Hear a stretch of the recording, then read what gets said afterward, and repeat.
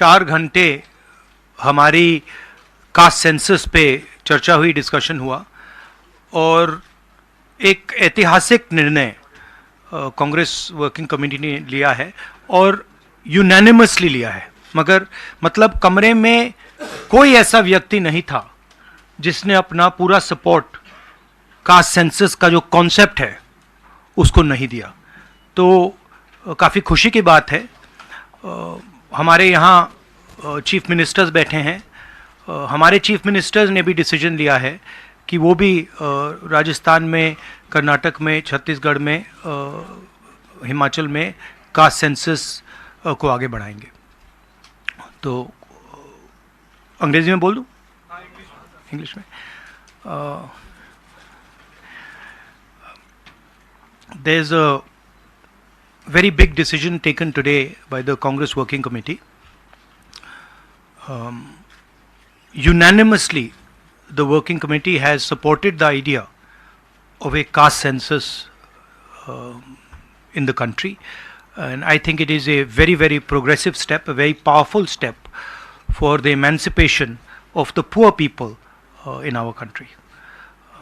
We've also our chief ministers are also believe that it's an important step for them to take. So our states are also considering this and actioning this this step. If you have any questions, please feel free to ask them. एक minute एक करके संजीव, एक minute please रुक जाइए।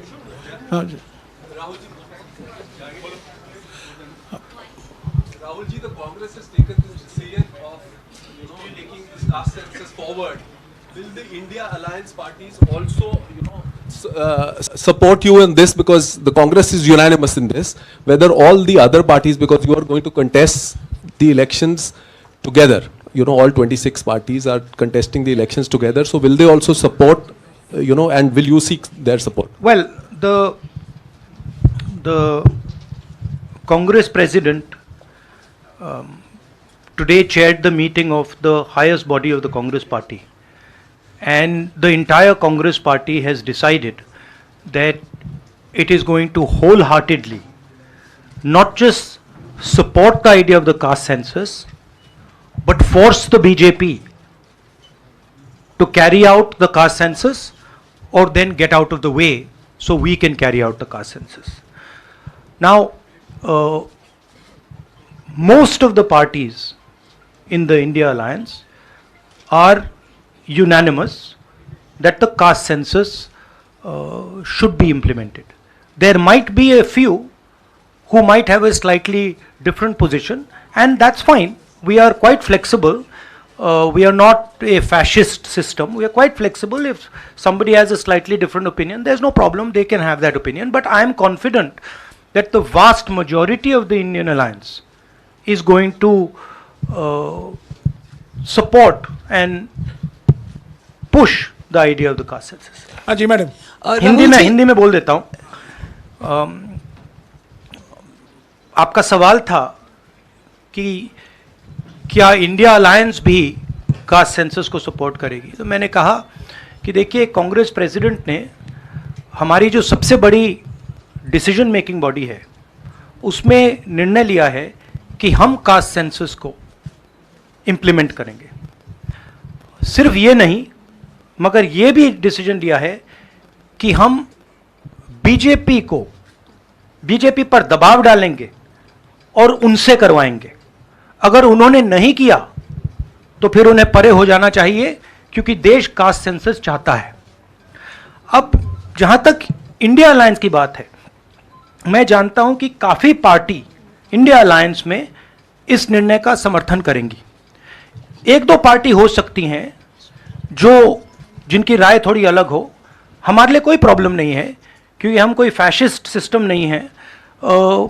मगर ज़्यादा से ज़्यादा पार्टियां इस डिसीजन को पूरी तरीके से सपोर्ट करेंगी।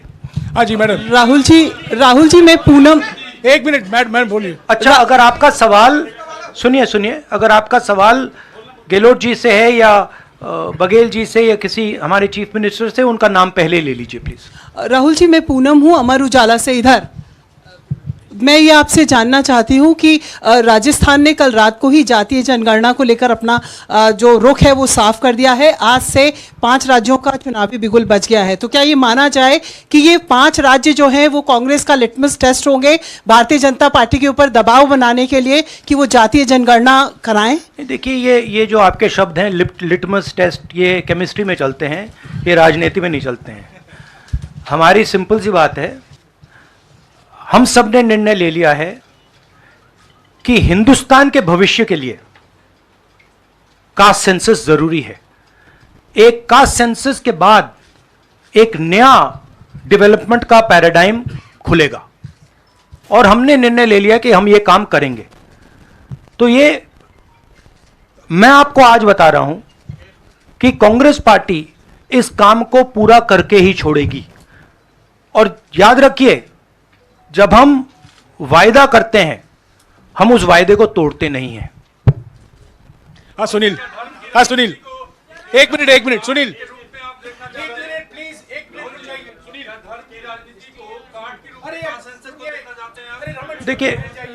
देखिए नहीं, मैं इसका जवाब देता हूं। देखिए, ये कास्ट और धर्म की बात नहीं है, ये गरीबी की बात है। हिंदुस्तान के ओबीसी, हिंदुस्तान के दलित, हिंदुस्तान के आदिवासी और हिंदुस्तान के गरीब लोग, इनके लिए यह काम किया जा रहा है। आज क्या हो रहा है, 2 हिंदुस्तान बन रहे हैं, एक अदानी जी वाला और दूसरा सबका। कास्ट सेंसस साफ दिखा देगा कि हिंदुस्तान में लोग कितने हैं, कौन है, और हम वहां नहीं रुकेंगे। उसके बाद इकोनॉमिक सर्वे होगा तो हमें यह भी पता लग जाएगा कि कितने लोग हैं, धन किसके हाथ में है, धन कहां है, एसेट्स किसके हाथ में है। और फिर जैसे मैंने कहा, जो एक्सरे हमें, और मैं कहता हूं शायद इसमें मेरी भी गलती है, जो हमने पहले नहीं किया उसको अब हम पूरा करके दिखा देंगे, क्योंकि इस एक्सरे की जरूरत है। अगर हम नया पैराडाइम, नया डेवलपमेंट का पैराडाइम चाहते हैं जहां सबको न्याय मिले, उसके लिए हमें कास्ट सेंसस करना ही होगा। Sir, you've heard the Prime Minister in Hyderabad, give his counter to the caste census and about, the rights and what will happen to southern states and the various things. How do you view that? And also for the Karnataka Chief Minister, why doesn't he go ahead with the release of the caste census data? We are in discussions. We are very clear what our direction is. Those actions will be taken. I'll also let Siddaramaiah ji directly answer your question. So first let me ask him to. You haven't answered that. I'll come back to you. He's asking about caste census in Karnataka. Our previous government in Karnataka, that is the government, our Congress government was there between 2013 and 2018. Normally he doesn't need a mic. In 2014 and 15, we have entrusted this caste census and socio-economic survey of all communities to Permanent Backward Class Commission, headed by one Kantraj, then chairman of the commission. By the time our term is over, the report was not ready. When coalition government was there in Karnataka after 2018, the caste census report was ready, but the coalition government's chief minister, Mr. Kumaraswamy, did not receive that report. Now the report is lying with the Permanent Backward Class Commission. I requested now the present chairman, Mr. Jaiprakash Hegde, to submit the report to the government. If he submits the report, he will definitely issue the report. With caste census and socio-economic survey of all communities. particularly other backward communities. एक minute please. अरे एक minute रुक जाइए ना. जवाब दे रहे हैं. राहुल जी जवाब दे रहे हैं. On the Prime Minister's, the Prime Minister is making unconnected statements. What the caste census has to do with, representation of the South is very difficult to understand. Now, the problem is that the Prime Minister is incapable of doing the caste census. I'd like to point out something quite interesting. There are हमारे 4 chief ministers हैं. 4 में से 3 OBC वर्ग के हैं. BJP के 10 chief minister हैं, 1 OBC वर्ग के हैं, और वो भी कुछ ही दिन में चीफ मिनिस्टर नहीं रहेंगे. तो बात बहुत होती है ओबीसीज की, मगर नरेंद्र मोदी जी को यह बताना है कि ओबीसी के लिए आपने किया क्या. मैंने पार्लियामेंट में उदाहरण दिया कि 90 अफसरों में से 3 अफसर ओबीसी वर्ग के. नरेंद्र मोदी जी ने उसके बारे में कुछ नहीं बोला. उन्होंने यह भी नहीं बोला कि हां यह गलत है. उन्होंने बोला, एक शब्द नहीं बोला. मतलब उनके लिए यह एक्सेप्टेबल है कि हिंदुस्तान में जिनकी शायद 50% आबादी है अप्रोक्सीमेटली, उनका सरकार को चलाने में कोई भी हक ना हो. तो ये तो सच्चाई है, रियलिटी है. प्राइम मिनिस्टर सीधा कह दें कि हम कास्ट सेंसस का डेटा रिलीज कर देंगे. प्राइम मिनिस्टर सीधा कह दें कि अगला सेंसस कास्ट बेसिस पे होगा. वो कह ही नहीं सकते, क्योंकि प्राइम मिनिस्टर सचमुच में ओबीसी वर्ग के लिए काम नहीं करते हैं. प्राइम मिनिस्टर का काम ओबीसी वर्ग को डिस्ट्रैक्ट करने का, ओबीसी वर्ग के ध्यान को इधर उधर करने का है. जो सच्चाई है कि ओबीसी वर्ग, दलित वर्ग, आदिवासी वर्ग को कितनी भागीदारी मिल रही है, उससे डिस्ट्रैक्ट करने का पूरा सिस्टम बना रखा है आरएसएस ने और नरेंद्र मोदी जी ने. और नरेंद्र मोदी जी उनके मेन इंस्ट्रूमेंट है, मतलब सेंट्रल औजार हैं. उनका यही काम है कि भैया ओबीसी की भागीदारी ना हो, ध्यान इधर उधर जाता जाए. हाँ संजय. राहुल जी, प्राइम मिनिस्टर और बीजेपी का एलिगेशन है कि कांग्रेस कास्ट सेंसस को इसलिए ला रही है, लाके वो हिंदू कम्युनिटी के अंदर डिवीज़न पैदा करना चाह रही है.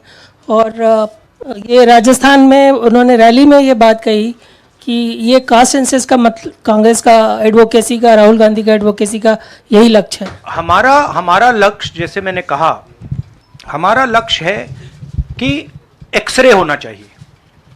किसी को चोट लगती है, अस्पताल में पहला काम होता है, भैया देखिए एक्सरे कराते हैं, पता लगाते हैं क्या है, सच्चाई क्या है.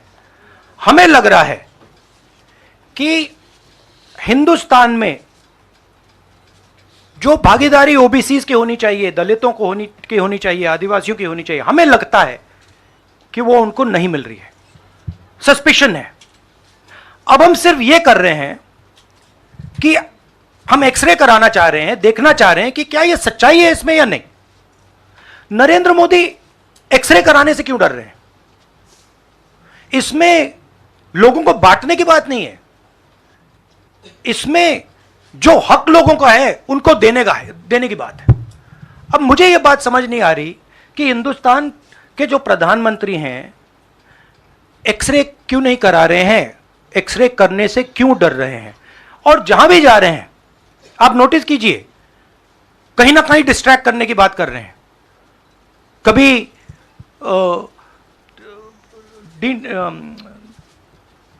डिलिमिटेशन की बात कर रहे हैं, कभी कुछ और बात कर रहे हैं, कभी साउथ इंडिया की बात कर रहे हैं.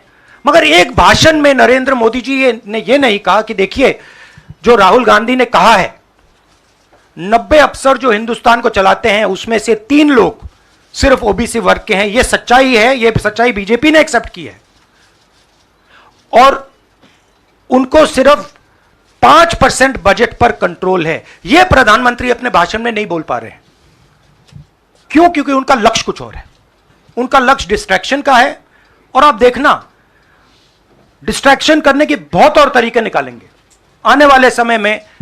एक के बाद एक, एक के बाद एक, एक के बाद एक डिस्ट्रैक्शन करने के तरीके दिखेंगे आपको। राहुल जी, एक दो सवाल और ले सकते हैं? हाँ, मौसमी। राहुल जी, ये पूछना चाह रहे थे कि जिस तरह से प्रधानमंत्री नरेंद्र मोदी कह रहे हैं, कहा जा रहा है कि कांग्रेस के लिए ये बहुत ज्यादा नुकसानदेह होगा, क्योंकि जो बची कुची अगड़ी जाति कांग्रेस के साथ है वो चिटक जाएंगी। तो पॉलिटिकली आपको लगता है कि ये कांग्रेस के लिए नुकसान वाला सौदा है? ये हमारा पॉलिटिकल डिसीजन नहीं है, ये न्याय का डिसीजन है, ये हिस्सेदारी का डिसीजन है। इसमें कोई पॉलिटिकल कैलकुलेशन नहीं है। हम हिंदुस्तान का जो मैस है, जो 50, 60, 70, 80% हिंदुस्तान की जो आबादी है, उसकी हिस्सेदारी की बात कर रहे हैं, और वो हिस्सेदारी देकर ही हम रहेंगे। ये हमने निर्णय ले लिया है। आप देख लेना, जैसे मैंने कोविड के बारे में बोला था, चाइना के बारे में बोला था, अब मैं बोल रहा हूं, कास्ट सेंसस होगा, और हिंदुस्तान के गरीबों की जो हिस्सेदारी बनती है वो उनको मिलेगी, और वो काम कांग्रेस करके दिखाएगी। अजय। राहुल जी, आपने कास्ट सेंसस के बाद इकोनॉमिक सर्वे की बात कही है, वो क्या इकोनॉमिक सर्वे स्टेट में भी होगा क्या, कांग्रेस रूल स्टेट में? एक चीज़, और दूसरा, आपने पार्लियामेंट में कहा था कि आपके पास जो कास्ट सेंसस का डेटा है वो आप अनाउंस करेंगे अगर सरकार नहीं करती है तो। नहीं, तो मैंने ये नहीं बोला। करेंगे? देखिए, हमारे पास कास्ट सेंसस का डेटा नहीं है, क्योंकि कास्ट सेंसस का डेटा हिंदुस्तान की सरकार के पास है। तो ये मैंने कभी नहीं बोला है। मैंने ये बोला कि हिंदुस्तान की सरकार के पास कास्ट सेंसस का डेटा है, हिंदुस्तान की सरकार को उस डेटा को रिलीज कर देना चाहिए, और अगर हिंदुस्तान की सरकार उस डेटा को नहीं रिलीज करेगी तो जब हमारी सरकार आएगी पहले दिन हम उस डेटा को रिलीज कर देंगे। हाँ रवि। सवाल, आपने जो इकोनॉमिक सर्वे की बात की है, देखिए सवाल क्या है। सवाल यह है, पहला सवाल जो कास्ट सेंसस से क्लियर हो जाएगा, इस देश में कितनी आबादी किसकी है, ओबीसी की कितनी है, दलितों की कितनी है, आदिवासियों की कितनी है, बाकी लोगों की कितनी है, पहला सवाल। दूसरा सवाल, देश का जो धन है, देश के जो एसेट्स हैं, क्या वो इन लोगों के हाथ में भी हैं या नहीं? देश के एसेट्स में ओबीसी की कितनी हिस्सेदारी है, दलितों की कितनी हिस्सेदारी है, आदिवासियों की कितनी हिस्सेदारी है, देश के इंस्टीट्यूशंस में आदिवासी कितने, ओबीसी कितने, दलित कितने? मैं आपसे पूछ लेता हूं, इस कमरे में दलित कितने हैं? देखिए, यह मजा देखिए, इस कमरे में ओबीसी कितने हैं? हाथ उठा के दिखा दीजिए, देखिए मजा। नहीं, वो आप कैमरामैन है भैया, आपकी बात नहीं कर रहा हूं मैं, इनकी बात कर रहा हूं। तो यह सवाल है, हिंदुस्तान के इंस्टीट्यूशंस में ओबीसी कितने, दलित कितने, आदिवासी कितने? यह सवाल हम पूछ रहे हैं। इंस्टीट्यूशंस के बारे में पूछ रहे हैं, धन के बारे में पूछ रहे हैं, एसेट्स के बारे में पूछ रहे हैं, और आबादी के बारे में पूछ रहे हैं। राहुल जी, राहुल जी, राहुल जी, रवि, राहुल जी इधर, राहुल जी इधर, राहुल जी, राहुल जी इधर, इधर, राहुल जी, राहुल जी, मेरा सवाल, आपने कहा कि प्रधानमंत्री बार बार डिस्ट्रैक्ट करने की कोशिश करेंगे, उसी से जुड़ा सवाल है, क्योंकि प्रधानमंत्री बार बार ये कह रहे हैं कि आप विदेशी ताकतों से मिले हुए हैं और आप देश को तोड़ना चाहते हैं, देश को तोड़ना चाहते हैं, ये प्रधानमंत्री आरोप लगा रहे हैं। इस पे क्या कहेंगे आप? मतलब इसका क्या कनेक्शन है? हम कह रहे हैं कि जो इस देश के गरीब लोग हैं उनकी हिस्सेदारी कितनी है, वो हैं कितने, हम ये सवाल पूछ रहे हैं। कनेक्शन क्या है? ये वही बात है डिस्ट्रैक्ट करने का, कि भैया उधर देखो, इधर देखो, उधर देखो। जैसे मैंने अभी आपसे पूछा, इस कमरे में ओबीसी कितने हैं, सब लोग इधर उधर देख रहे थे, एक भी हाथ नहीं दिखा मुझे। एक है, हाँ भैया, मेन ये है, ये मेन है। यहां पे ना एक आदिवासी है, ना एक दलित है, ना एक ओबीसी है, तो सवाल उठता है। अब मैं ये नहीं कह रहा हूं, नहीं मैं ये नहीं कह रहा हूं सवाल पूछना जरूरी है। मैं सिर्फ सवाल पूछ रहा हूं, उसके बाद डेटा के बाद क्या किया जाएगा उसके बारे में हमने अभी डिस्कशन नहीं किया, मगर हम एक ऐतिहासिक सवाल पूछ रहे हैं। हिस्सेदारी में ओबीसी वर्ग को कितना मिल रहा है, दलित वर्ग को कितना मिल रहा है, आदिवासी वर्ग को कितना मिल रहा है, बाकी लोगों को कितना मिल रहा है, यह हिस्टोरिकल सवाल है। और इससे हिंदुस्तान की जो आगे आने वाले का जो इकोनॉमिक मॉडल होगा, पॉलिटिकल मॉडल होगा, इसी बेसिस पे बनेगा। धन्यवाद। माहौल बहुत पॉजिटिव है और मैं चारों जो हमारे स्टेट्स हैं उनके बारे में कह सकता हूं। जो गहलोत जी ने हेल्थ केयर का स्ट्रक्चर जो बनाया है, शायद वो दुनिया में एक ऐतिहासिक हेल्थ केयर का सिस्टम राजस्थान की सरकार ने बनाया है। और जो काम राजस्थान की सरकार ने गरीबों के लिए किया है, ऐतिहासिक काम किया है। कर्नाटक में हमारी जो 5 गारंटीज हैं, जो सोशल प्रोटेक्शन की जो स्कीम्स हैं, वो अनमैच्ड है। आप किसी भी स्टेट में चले जाइए, आप पूछ लीजिए, आपको ऐसा सोशल प्रोटेक्शन का स्ट्रक्चर नहीं मिलेगा।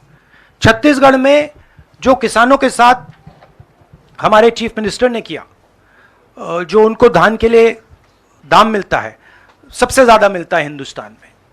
जो कनेक्टिविटी उन्होंने बनाई है, जो हमारे छोटे छोटे डिस्ट्रिक्ट्स में मैन्युफैक्चरिंग यूनिट्स लगवाए हैं, जो ऐतिहासिक काम किया है।